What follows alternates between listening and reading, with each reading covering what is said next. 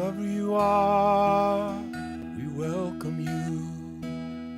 Wherever you come from, we welcome you. Whomever you love, we welcome you. Whoever you are, we welcome you. Wherever you come from, we welcome you. Whomever you love, we welcome you. Whoever you are, we welcome you. Wherever you come from, we welcome you. Whomever you love, we welcome you. Whoever you are, we welcome you. Wherever you come from, we welcome you. Whomever you love, we welcome you. Whomever you love, we welcome you.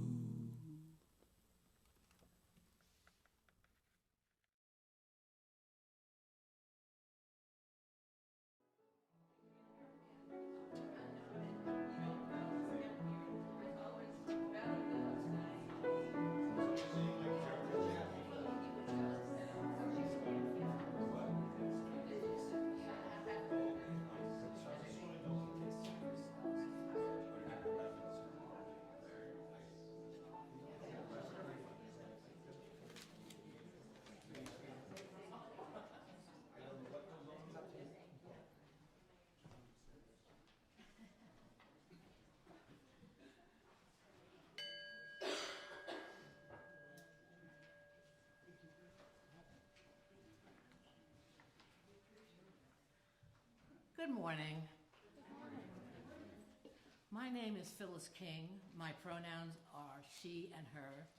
I am a member of the Worship and Music Committee, and I will be your worship associate this morning. I am delighted to welcome you here, whether you are visiting this morning or a regular member. Please check with a greeter if you have any questions.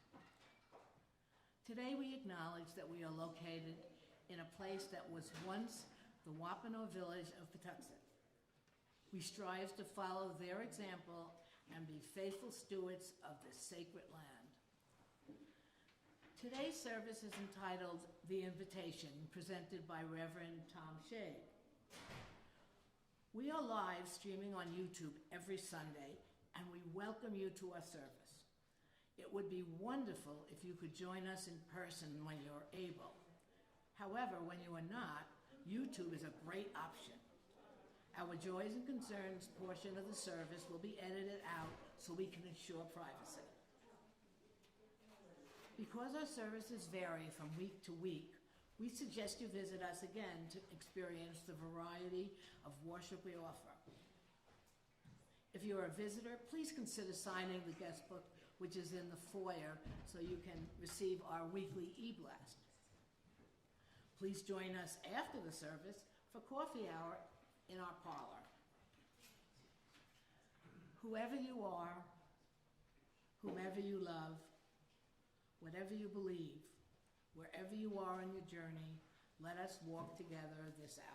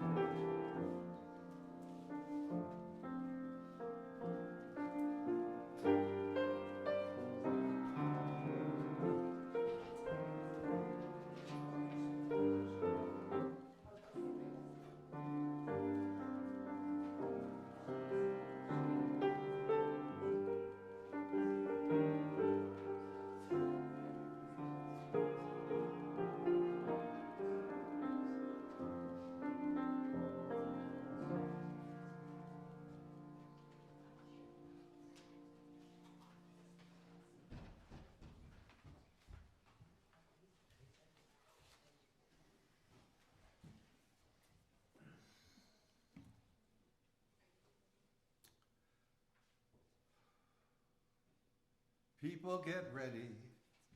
There's a train a-comin'. Don't need no ticket, you just get on board. All you need is faith to hear the diesels humming. Don't need no baggage, you just thank the Lord. You all remember that song, right? Yes. At least some of you remember. Some of you may have heard your grandparents sing it one day. They were written by Curtis Mayfield of the Impressions, a band from the south side of Chicago. But I'm sure that those words were the words of his ancestors. I'm sure that was in the air that he breathed, and it came through him. You know, the train is a very potent symbol in Chicago. I lived there for about 10 years. The train's a potent symbol because so many people in the Great Migration came to Chicago on a train. And the song promises a journey from here to somewhere else. Where? There's another song, gospel song, that goes, "This train is bound for glory." And there's another one that says, "Everybody get on the peace train." I'm thinking, Cat Stevens and the OJs, right? Where do we want to go? Why don't we need a ticket? And what is this baggage that the song sings about? So are you curious about this familiar song? Mm-hmm. On this Sunday, which is a great Sunday to be in church. An important Sunday to be in church. In this oh so fateful and dire time, let's be inspired by this hopeful prophecy. Come, let us worship together. And we're going to, everybody rise, because we're going to light our chalice now. And there's a chalice lighting in the order of service.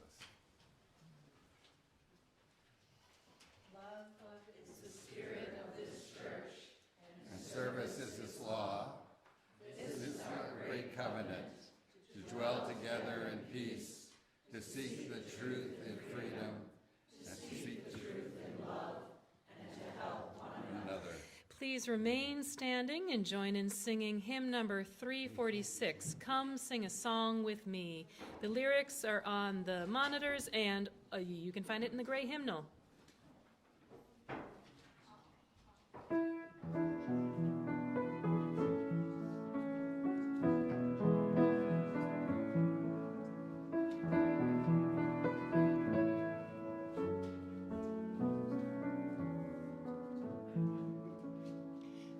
Come sing a song with me.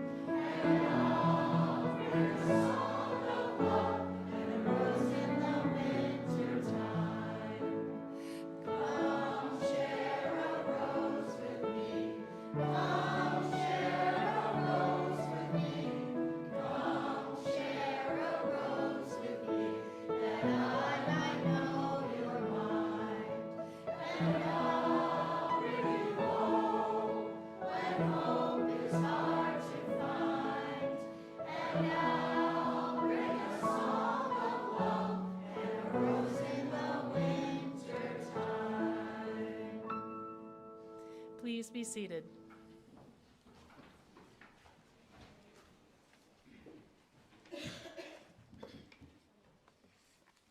Good morning. My name is Deb Keller Wood, and I'm the Director of Spiritual Development. My pronouns are she and hers. So today is about invitation. It's also the last chance if you wanted to donate to guests at your table. There's an irony about guests at your table because it's been going on for a month. And we've had boxes and we've talked about it, and some people have brought in money, and as I totaled it, it was $37.15. I thought, okay, that's something to send. Today was the last day and I started to clean up. And guess what I found all over the table?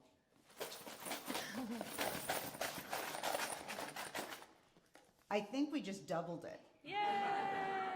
So I wanted you to know, if you still would like to write a check or donate or give your pennies out of your pockets, feel free to see me. Today is the last day, but I'm not going to give you a total because I get to add more.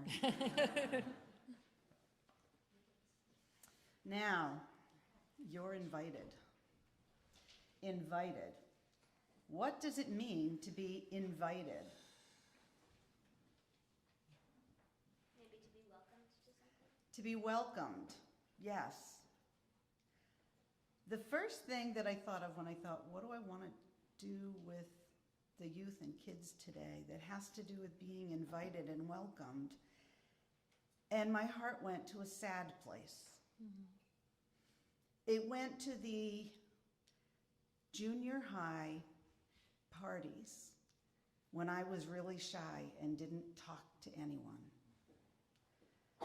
And I would hear about parties and people would say, oh, aren't you invited? Oh.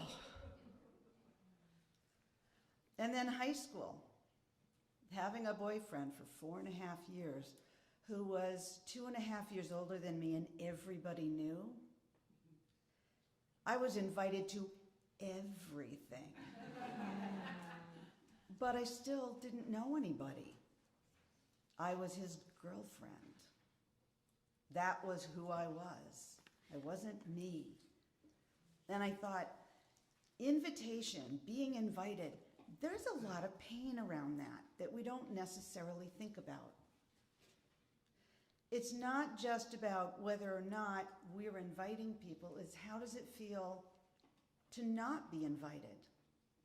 How does it feel to be invited? And all of a sudden, I started thinking about how much power we have to change someone's world by inviting. Whether or not they can make it, whether or not we really know them, we can invite them. We can learn from them. We can care about them. We can find out maybe we can only take them for this much, but it's okay because it's as much. Invitation, inviting. Even here at First Parish, do we always remember to invite? Do we feel uncomfortable because we didn't get that invitation, or we didn't get it in the way we expected or that we were comfortable with? I don't know what the service is going to focus on today within the realm of you're invited. I know it's going to be powerful. And I know it's going to change us a little bit. So have a wonderful, inviting service as we go upstairs to talk more about invitation. This little light of mine, I'm gonna let it shine. This little light of mine, I'm gonna let it shine. This little light of mine, I'm gonna let it shine. Let it shine, let it shine, let it shine. Our first reading is entitled The Heart of Our Faith by Reverend Dr. Susan Frederick Gray. Justice is not the heart of our faith. It is the outward manifestation of our belief in the fundamental interdependence of all life and the moral and faithful call to have these bonds of interconnection be woven in love. In other words, we work for justice because we center love in our religious lives. Living into practices of the beloved community is not just an intellectual experience. Fundamentally, it is deeply spiritual work. It requires humility, deep listening, forgiveness, and open-heartedness. And with practice, it helps us live more fully into all the values and covenants our religion aspires to. Values including equity, justice, generosity, interdependence, transformation, and covenants of care, respect, learning, and commitment. Our second reading is entitled, "It's Already Here," by Representative Alexandra Ocasio-Cortez. The world that we're fighting for is already here.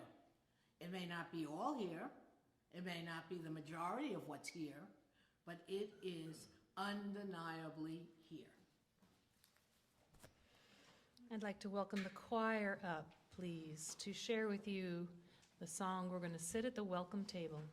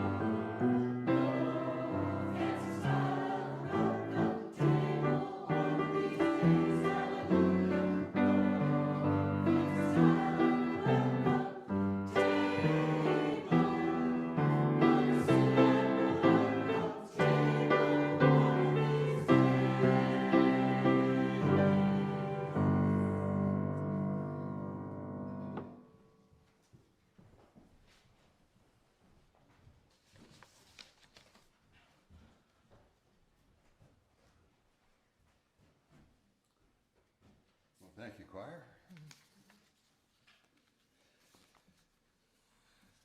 I was on an airplane. That's like the fourth word in this sermon, and tongue-tied, right? I was on an airplane recently, and the woman in the seat next to me turned out to be a member of the congregation that I served in Worcester, Massachusetts. It took me a long time to figure out where I knew her from, and she was trying to work it too, but after, a half an hour, we kind of went, oh, we know each other, don't we? Well, anyway, I remember her family from about 20 years ago, and she had two little, toddler boys that would climb around the pew during the service. Now she is despairing of one of her sons. He's now an angry young man. and he seems to be drifting down a path of radicalization. And she is anguished. She's wondering, what can she do to bring him back? I get around in my community and the congregations to whom I have been invited to preach, and one question seems to be very high up in people's thinking these days, and that's the question of how do we deal with the polarization and division in our country, not as a matter of political strategy, but as a human problem, as a relational problem. How do we deal with our friends and neighbors to whom we can no longer speak about current events? What about these? I mean, these are people who we help and they help us when we need it. I think of my neighbor who has died in the wool trumpy, and we don't talk about politics, but if there's something going on with our houses, you know, we're right there for each other. What about the Trump voter in our congregation? What about our neighbors? What about our family members? Right. How are we someday to heal this nation? We've been politically and culturally polarizing for quite a while now, decades probably. And what we're seeing now, tragically, is that the government is weaponizing what used to be just cultural and political polarization. The government is organizing and arming one side of a cultural conflict and setting it loose on the people who oppose it. And what started out as scapegoating undocumented immigrants turned into a policy of mass deportations, which turns out actually to be a campaign of ethnic cleansing. And ethnic cleansing is the forerunner of genocide. And so now there's the signs of a war on the majority of the population that opposes these policies. It's very hard to tell what's going on right now. It feels like we've entered into a new stage in just the last week with this completely unjustifiable murder of Renee Nicole Good in Minneapolis the other day. I used to live in Minneapolis. I used to live not blocks from where that occurred. I know that street. The opposition movement to the Trump regime is stronger than ever, and it seems like things are coming to a head, don't they? But beneath that, no matter how things turn out in the next couple of weeks, the next couple of months, this year, the next year, whatever happens in the near future, the human relational problem will remain. And how can we recover from this moment? And how do we rebuild? Yeah, there are deep economic, political, social, global forces that are in conflict with each other, and this is a perilous moment on the clock of the world. But I'm not really addressing all that. That's just the given. That's the situation we find ourselves in, right? We can't control that. But how it all shows up for us, it seems, is that the people we know who seem to be good people, people who we help and who help us, people in our families and our neighborhoods seem to be drifting away or turning out to be on the other team, and we fear losing them forever. At this moment, it's good to remember the concept of self-differentiation. So that's a word. Self-differentiation, okay. He's proving he went to seminary. It's a word that comes actually out of the world of psychology and family systems. Self-differentiation is the idea that you can't deal with people who are different than you and with whom you may be in conflict unless you know yourself first and are confident in yourself first. Because once you know yourself, you're less anxious and you can see others more clearly and you can relate to them with less anger and fear. Self-differentiation is what makes it possible for you to continue to be in a relationship with someone with whom you are in conflict. I don't know how this chapter of our history will come to an end, but I know it will, because all chapters come to an end. But what we can do to bring that day closer is to be true to ourselves, to know ourselves, and to relate without fear and anxiety with those who are on a different path. In an emotionally chaotic time, with calmness comes influence. So who are we? There's a lovely song in our Teal hymnal, number 1051, called We Are by Isay Barnwell, who was a member of the group Sweet Honey in the Rock. I don't know, have you ever sung that song here? Mm-hmm. It's a great song. I asked a congregation to sing it one time and it didn't go well.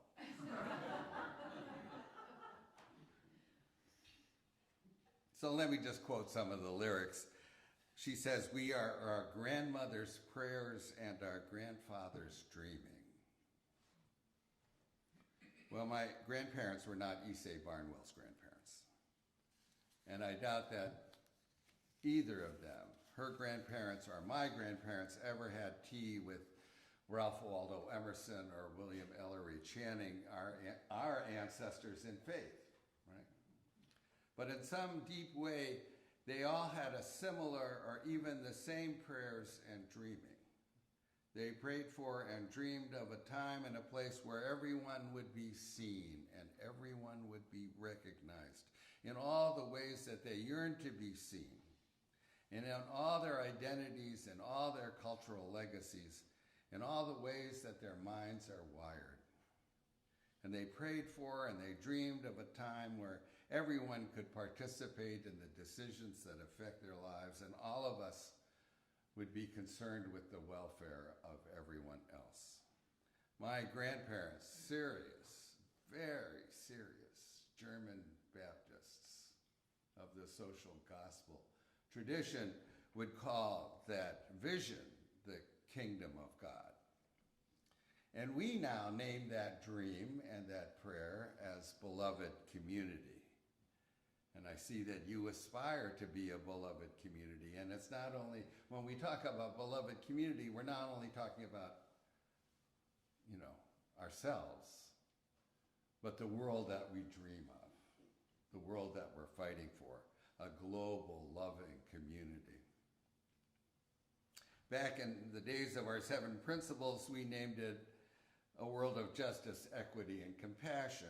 And now we say it's a world in which love is at the center. The words are always changing, right? The words are always changing. But when we hear Curtis Mayfield sing of a train a-coming, we know instinctively where that train is headed and where we want to go.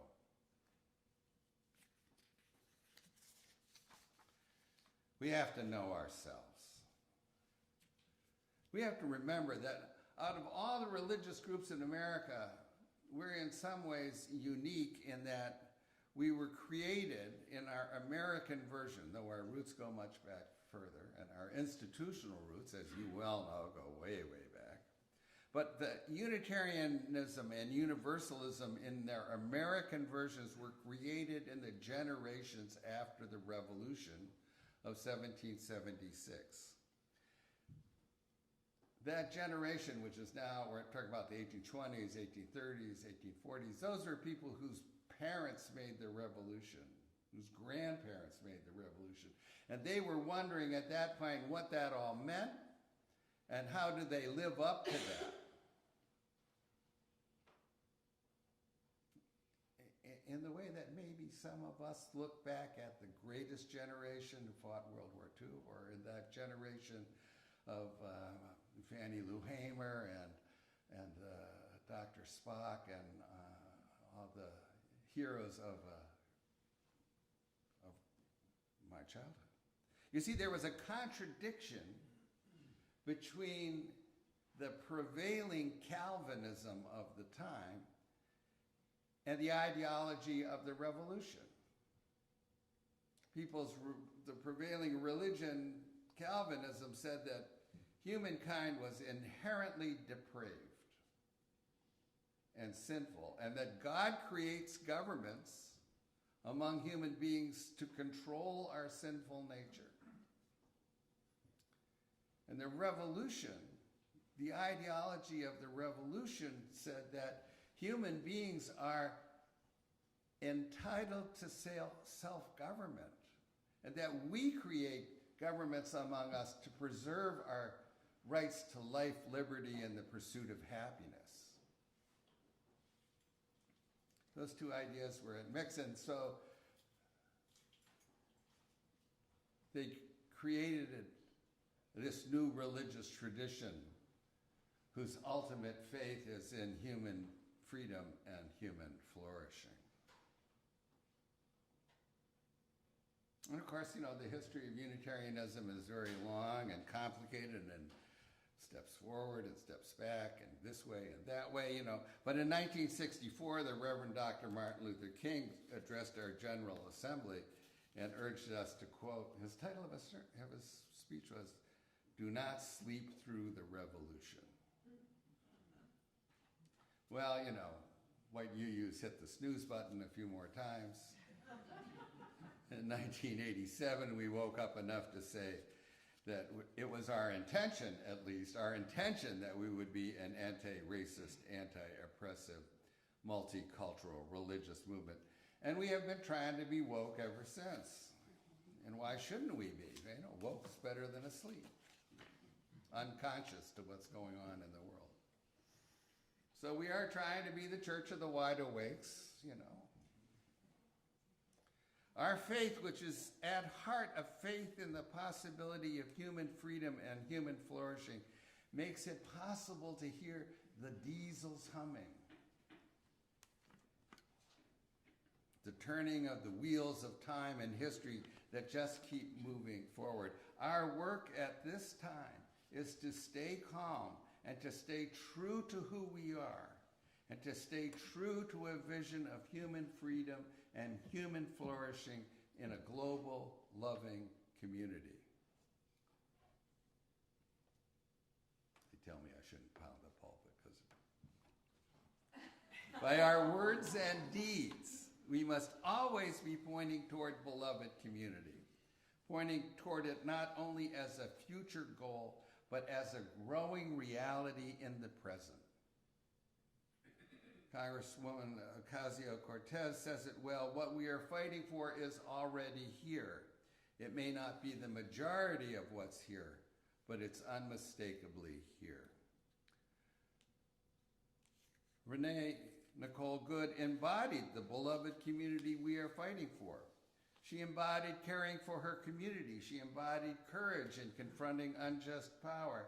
And her very last words express the generous spirit we value. Dude, I'm not mad at you.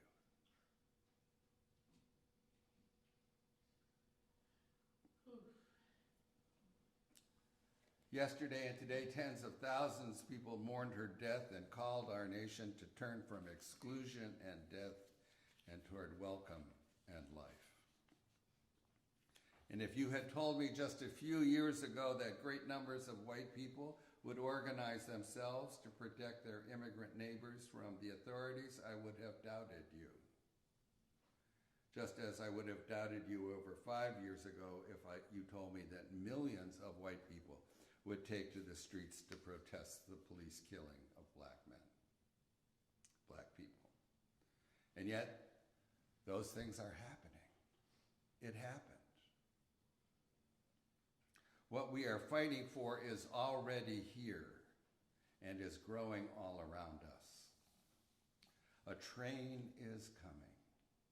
People get ready, a train is coming, and it is headed to beloved community, and everyone is invited. The tragedy of this present moment of polarization is that there are many who do not believe that they are invited.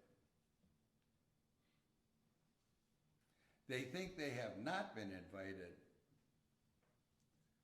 so they don't want to go. I didn't want to go to that party anyway. Those people are dumb. They think they have not been invited, so they don't want to go. But the song says they don't need a ticket. They can just get on board. But they don't believe it. There are a lot of people in this nation who, when we talk about the vision of a multiracial, multicultural, global democracy, they don't think there's going to be a place for them in it. So we have to make that invitation explicit. There are a lot of young white men, like my former congregant's son, who think they need a ticket to get on the train, and they don't think there's going to be a ticket for people like him. But they don't need a ticket. They just need to get on board. Everyone is welcome. Everyone is invited. We welcome all who welcome all. Our message is simple. Stop hating and fearing and dehumanizing, and you will find yourself surrounded by love, by loving friends, and a loving community. What we want for ourselves and for those we care for is already here. There is no magic words that can communicate the sincerity with which our invitation to beloved community is being extended. But your words and your examples are the way that we communicate. We don't have to argue. We don't have to debate. Well, that's always fun too, but we don't have to argue. We don't have to debate. We just need to keep inviting people into beloved community. And it would be good for us to remember that most of us have refused the invitation ourselves at some point in our lives. Is there anyone in this room who was on the forefront of every social movement that came along in their lives? Nobody, has anybody in this room not had that experience of going, well, wait a second, that's like too far for me? Or what are they up to? Or responded to a desire for change with suspicion? What do they really want?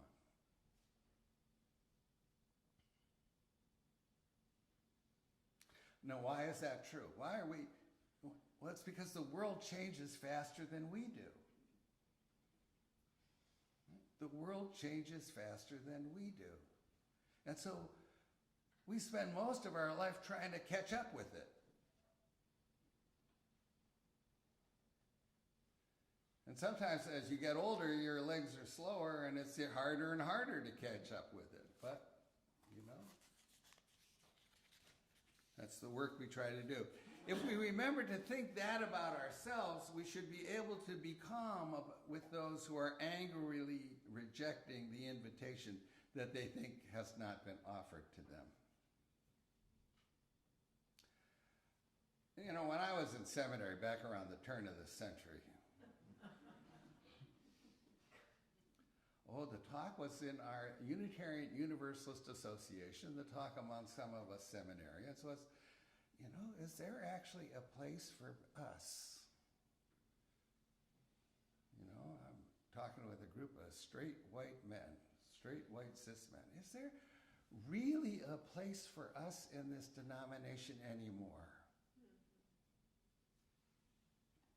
In our paranoia and suspicion about a multicultural, multiracial ministry, was there really a place for us, we thought?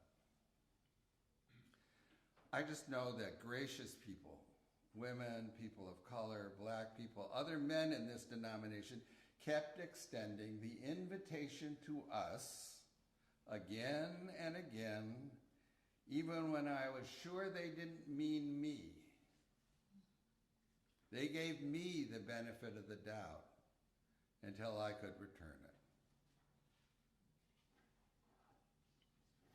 The ticket is not the only obstacle. The young white man who has been told that he carries a lot of privileges compared to others may think that's why he isn't going to get a ticket. And actually, to be truth, he doesn't want to get on board if he can't take his privileges with him.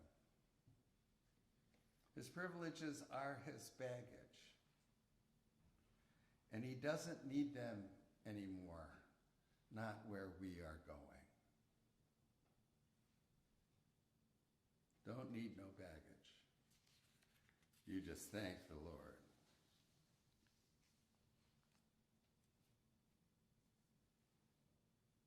All of us have some level of privilege, right?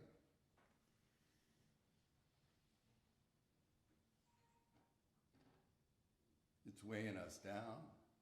You know, you find it impossible to give it up,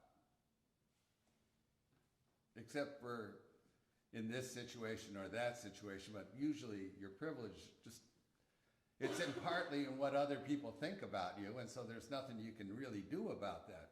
So all you can do with your privilege, you can't give it up, you can only use it. You can only use it to invite other people along. Don't need your baggage. You just thank the Lord. Well, I'll leave you to unpack the phrase, thank the Lord, any way you want. But we do need to be thankful. And we do need to end in a spirit of gratitude. So let us be grateful for all the people who extended the invitation to us when we were reluctant and resistant. And let us be thankful for this religious tradition, which keeps pointing toward a hopeful outcome in the midst of all of this mess. And let's be thankful for our ancestors, both in this faith tradition and in our own families and communities, whose dreams and prayers we carry. And let us be thankful for our children and grandchildren and descendants who will get to work on building the community that we dream of. And let's be thankful for the democratic traditions of this nation, imperfect as they are, which gives us the space to fight. And let us be thankful, finally, let us be thankful that we get to live in these times when history has slipped its leash.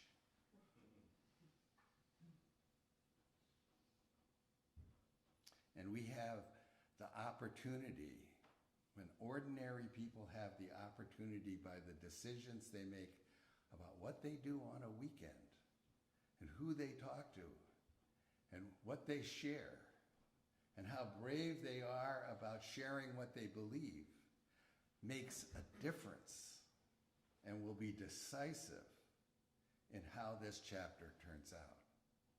Let's be thankful for that opening to our power. We have the opportunity to make a difference and to bring about a world made fair and all her people one. So let each one of us do what we can by our words, by our example, to extend the invitation to beloved community, to everyone who thinks that they are not invited. They don't need a ticket. And they will not need the baggage of their privileges where we are going. Let us just say to them, come and go with me to that land. Come and go with me to that land. In fact, let's sing that invitation right now. Come and go with me to that land. Where is it up here? Please rise in body or in spirit and join us in hymn 1018.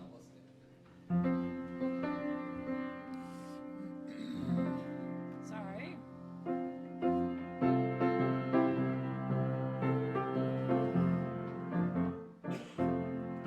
Coming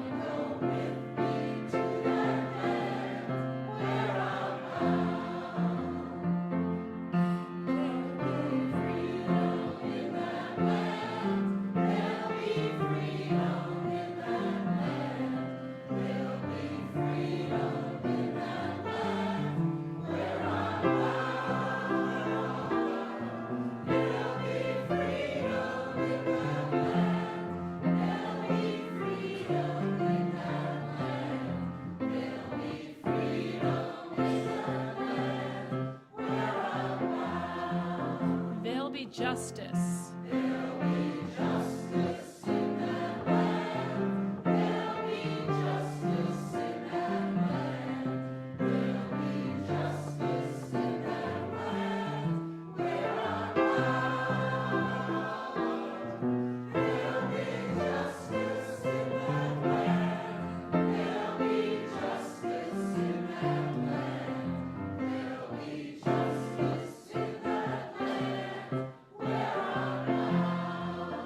They'll be singing.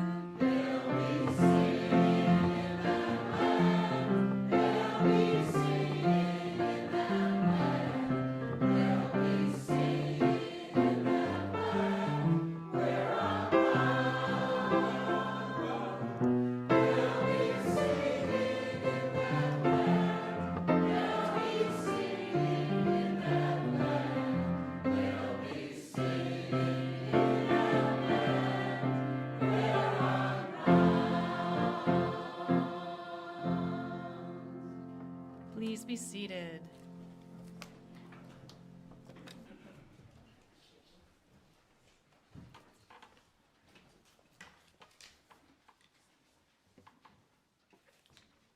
The offering is a sacrament of the Free Church. It is supported by the voluntary generosity of all who join us. The offering will now be given and received in grateful appreciation of our shared hope and values.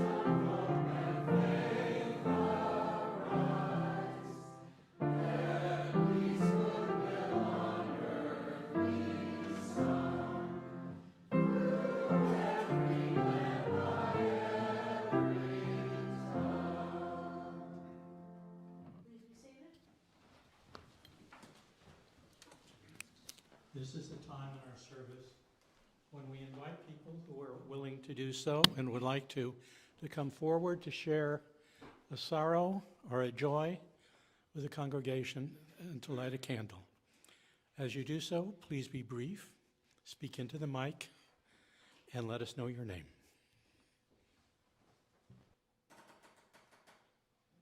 And I light this last candle for all the joys and sorrows we hold in our hearts but are unspoken. And may we continue to grow in compassion and the ability to help one another.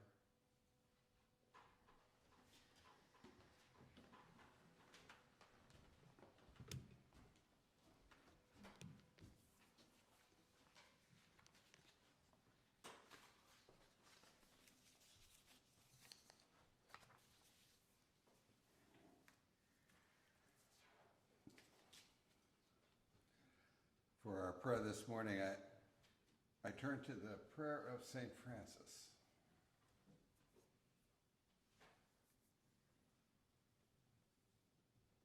Make me an instrument of your peace.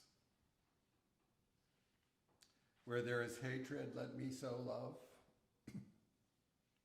Where there is injury, pardon. Where there is doubt, faith. Where there is despair, hope. And darkness, light. Sadness, joy. Grant that I may not so much seek to be consoled as to console, to be understood as to understand, to be loved as to love. For it is in giving that we receive, and in pardoning that we are pardoned. And when we give up ourself, we grow into ourself. Amen.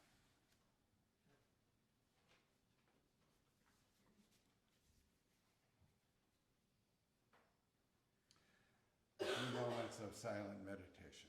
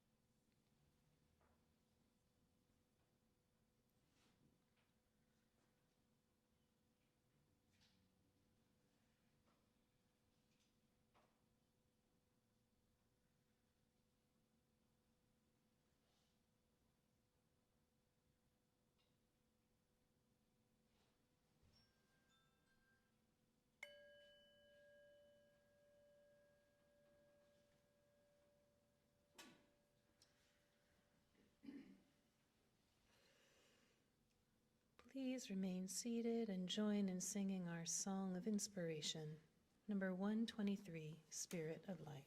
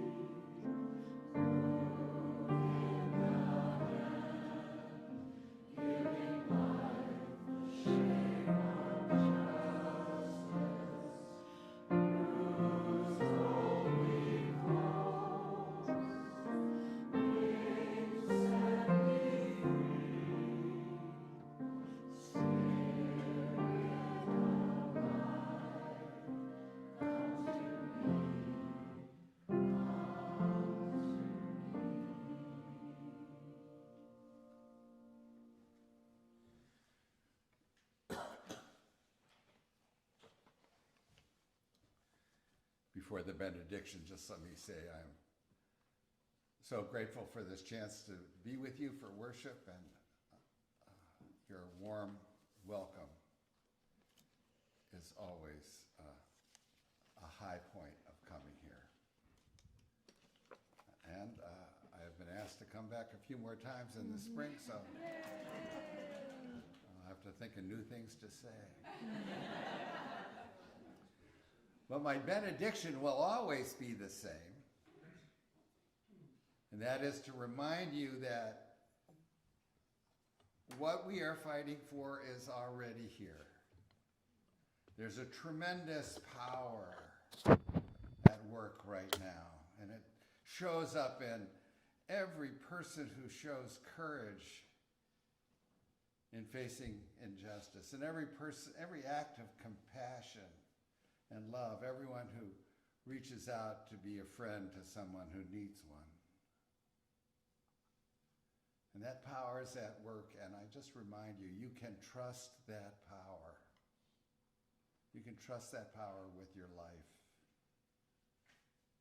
It will be there when you stand up for justice. It will be there when you engage with someone with compassion, when you make space for someone. That power will be there with you. Trust that power and go forth from here, filled with confidence and hope.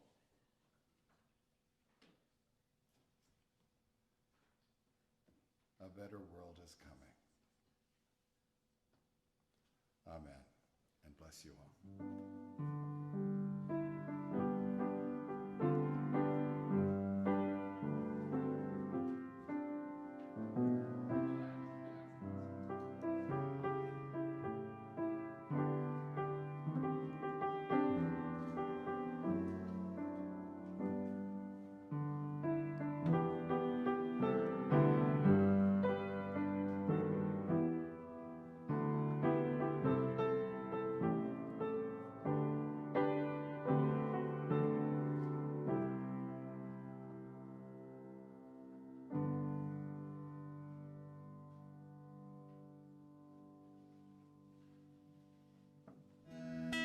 Whoever you are, we welcome you.